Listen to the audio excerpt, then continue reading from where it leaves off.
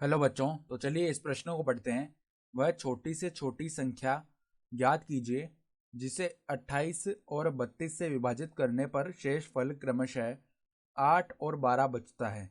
तो यहाँ पर देखो, हमें वह छोटी से छोटी संख्या ज्ञात करनी है जिसे 28 और 32 से विभाजित करने पर जो शेषफल है वो क्रमशः 8 और 12 बच रहा हो। ठीक है, तो प्रश्न में आगे बढ़ने से पहले इस प्रश्न से संबंधित जो मुख्य उदाहरण है उसकी हम चर्चा कर लेते हैं। तो देखो, मुख्य उदाहरण देखो क्या हो जाएगी। छोटी से छोटी छोटी से छोटी ए व बी से विभाजित होने वाली संख्या, ए व बी से विभाजित होने वाली संख्या होने वाली संख्या किसके बराबर आती है? ए व बी के लसाअ के बराबर। ए व बी के लसाअ के बराबर आती है। ठीक है, तो पहले तो क्या करते हैं, देखो हमें छोटी से छोटी संख्या ज्ञात करनी है जो कि 28 और 32 से विभाजित करने पर शेषफल 8 और 12 बच रहा है। तो देखो, छोटी से छोटी संख्या, छोटी से छोटी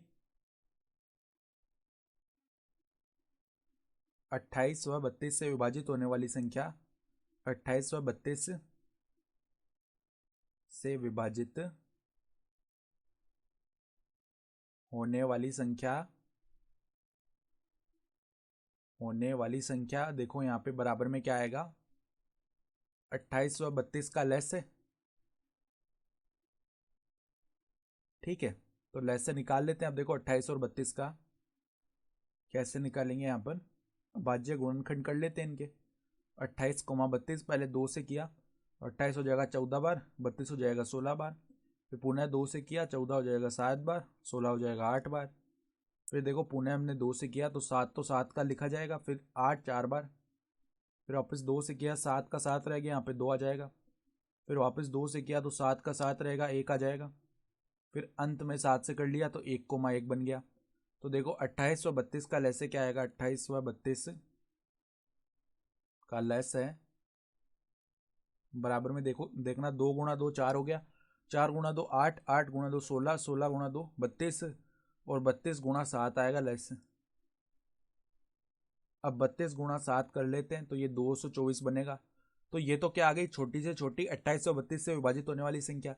अब हमें इसके ऊपर एक और स्थिति दी हुई है कि विभाजित करने पर जो शेषफल है वो 8 और 12 बचने चाहिए। ठीक है, तो देखो छोटी से छोटी अभिष्ट संख्या लिख लेते हैं, यानी सवाल में जो अभिष्ट संख्या हमसे पूछी गई है वो क्या हो जाएगी। देखो देखो छोटी से छोटी जो संख्या है वो तो क्या आ रही है? 224।